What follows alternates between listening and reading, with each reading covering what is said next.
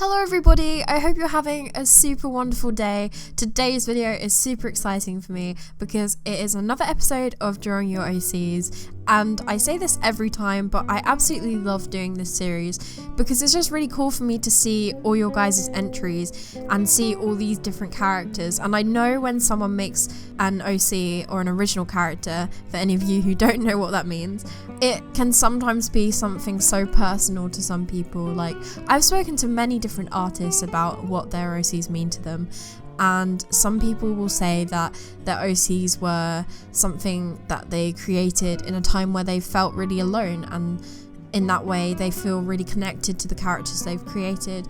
And it's just really interesting hearing people's own connections and what their characters mean to them.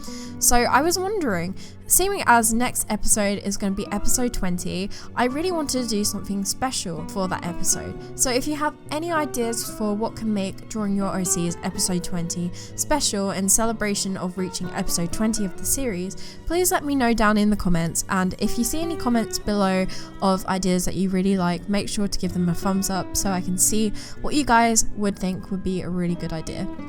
But I was thinking something along the lines of, maybe if I do pick some characters to draw, I could maybe contact the creators of their characters on Discord or something and have a little interview with each of the OC creators to see how they created their character, what their OC means to them, and stuff like that. Or maybe interviews with some of my close artist friends. I was thinking maybe an interview with my friends Zoe Mariner and Canary Witch, asking them what their OCs mean to them, because when I think of OCs, I definitely think of them too, because they have such incredible characters and they have such rich backstories for all of them and incredible character designs, and they both inspire me all the time. So I was thinking maybe having a few words from them would also be really cool as well. But if you guys have any other ideas, please let me know. Anyway, on to the topic of today's video. I actually sketched all of the OCs I'm drawing today out in my sketchbook first. I'm really glad I did that because I think it made me think more about the pose I wanted to do and how I wanted the character to turn out, and in that way the compositions were just kind of better. So I'm really happy I did do that. The first character I drew today was from an email entry, and she was emailed into me by Rose. So the name of this character is Shannon Wargrit, and she's 25 years old. Shannon is a princess from the fictional land of Arund, a northern island nation with a landscape similar to Ireland. The country is well known for its army and travelling warriors.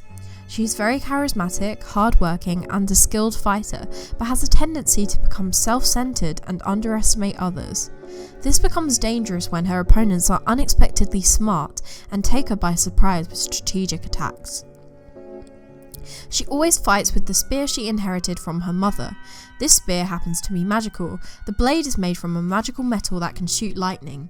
Shannon became a travelling warrior when she was 23, when her father, the king, sent her on a quest to locate the owners of her spear's sister weapons, weapons that are made from the same material as her spear. She's going to try and convince them to return with her to Arund and help fight against her kingdom's greatest enemy, an evil sorcerer who uses dark magic to infect territory with evil and brainwash villagers into revolting. So not only did I really like the design, I also really liked the backstory of Shannon. And my favourite thing about Shannon was probably her whole colour scheme. I really like how everything's kind of brown, but then you have the green across her outfit that gives a kind of like pop of colour. And I also really liked her spear. I thought she was just such a cool, like, badass character, and I knew she was going to be a lot of fun to draw. And I did do a couple different sketches, played around with poses and stuff. In the end, I did go for somewhat of a kind of stiff pose, and I think it is worth mentioning I had so much trouble with the hands as usual, but then I remembered in the description of her story that Rose mentioned that Shannon has the spear that can shoot lightning out of it, like it has lightning powers. So I was like, I'm just gonna make a cloud of smoke with lightning coming out of it and use that to try and conceal around the drawing and conceal the bad hands. I mean, it didn't really do the trick, and it's probably not good to try and hide the bad hand and maybe draw it better, but let's be honest, we've all done that from time to time. When you're struggling with a hand, you just hide it behind the back or hide it behind something. I think it's just a common artist thing if you struggle with hands. But anyway, on to the next character. Now this character was emailed into me by @TCArt on Instagram, and I definitely recommend you go follow her because I really love her art style and I think her art is amazing. And as soon as I saw this character, I was just really like, I don't know, kind of blown away because I thought his design was really cool and I just really liked his story and the concept behind it. I think TC Art has a really good character and idea for a story going here. So this is Kai, and here is his backstory. Kai is on a bit of a quest to avenge his sister, who was killed in a massive fire started by the Demon King, to find his magic golden staff. It just so happens that Kai has that staff, though he is unaware it's the one the Demon King was after.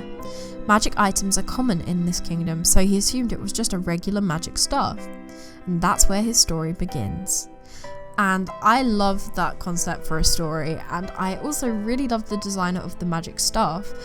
And because this character appealed to me so much, and there was a real sense of adventure and really cool character design as well, like I really liked his whole outfit and everything. Because of that, I really wanted to capture not only a dynamic pose, I also wanted to do a really good expression for this character, and I wanted to kind of tell a story in my piece.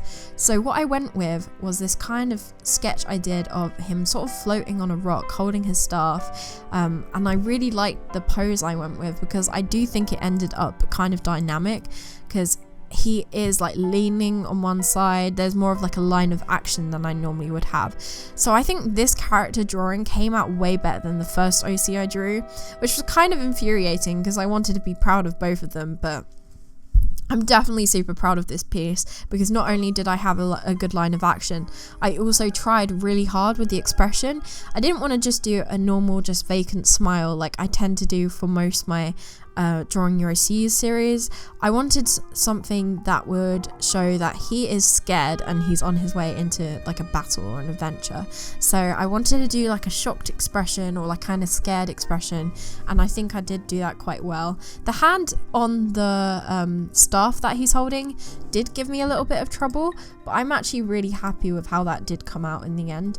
I managed to get it in a place I kind of liked near the end, and I also wanted to create a sense of depth, so I tried to make like a kind of cave like background, and I am very happy with how that came out in the end. Hopefully you guys like it too, because I would say, I think this is quite the bold statement, but I would say out of all my Drawing Your OCs I've ever done, this might just be my favourite one I've ever created, because I think I really went outside my comfort zone on this piece, and it was a kind of breakthrough piece because not only did I try a lot with things I wouldn't normally try with, I also really like how the rock, the kind of like stone he's crouched over, came out, the texture of it, because I'm not really particularly good at painting things like rocks and cliffs and stuff, but I did really try on this one, so I'm very happy with how this came out, and it just makes me all the more excited to create episode 20, and that's why I'm so set on it being something really special, because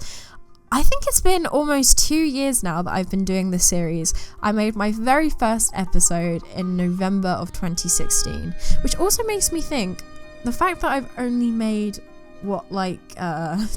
20 episodes in 2 years, I feel like that's quite bad, but nonetheless I would like to post this series way more often because I have so much fun doing it and I know you guys really like it. And please, if you've been hesitating to enter, now is the time. I cannot stress this enough, because this next episode is going to be extra special. Make sure you enter in your characters. You do not have to be of any particular drawing skill, as long as you can draw your character, have an interesting design and costume, really think about the environment they're in, the story that they're part of, and stuff like that. Please don't forget to include a backstory when you enter your character. Make sure you read the description for more details on how you can enter the series, and I hope you guys have a wonderful day, and I really hope you enjoyed this video. Bye guys!